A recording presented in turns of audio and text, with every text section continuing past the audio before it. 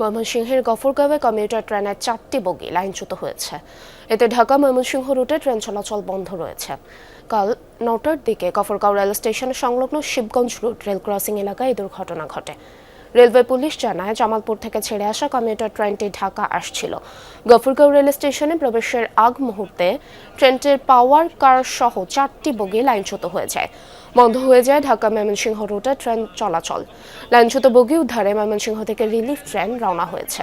দুর্ঘটনার কারণ এখনও জানা যায়নি।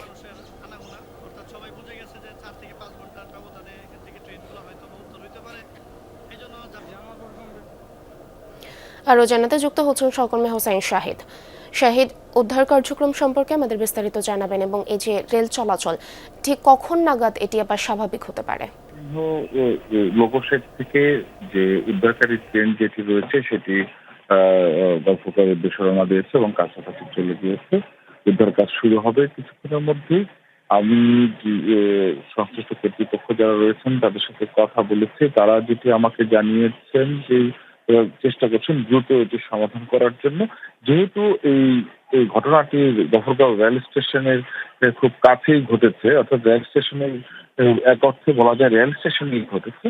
তো এখানে যেহেতু আলাদা আলাদা লাইন রয়েছে, সেখানে দ্রুত এই ট্রেন যোগাযোগ চালু করা যায় কিভাবে সেটি তারা ব্যবস্থা নিচ্ছেন এবং যাত্রীর দুর্ভোগ যাতে কমে, লাঘব হয় সেই বিষয়টি তারা দেখছেন। এবং এখানে যে বিষয়টি হচ্ছে যে এই ময়মনসিংহ ঢাকা ময়মনসিংহ যে রেল যোগাযোগ যে রুটটি রয়েছে এখানে প্রায়ই কিন্তু এই ধরনের লাইন বিচ্যুতির ঘটনা ঘটছে যে বেশ কয়েক বছর ধরে।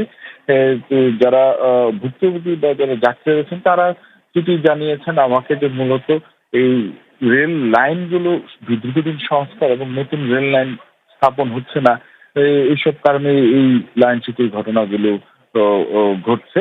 তো সার্বিক বিষয়ে এখনো পর্যন্ত বলা যায় যে দুপুরের পর বা দুপুর নাগাদ এই লাইনটি চালু হতে পারে এবং যাত্রীরা তাদের গন্তব্যস্থলে পৌঁছানোর জন্য রওনা করতে পারে। দুপুরের পর থেকে আর কি ট্রেন চলাচল পুনরায় স্বাভাবিক হতে পারে, যেমনটা বলছিলেন আপনি। অনেক ধন্যবাদ আপনাকে।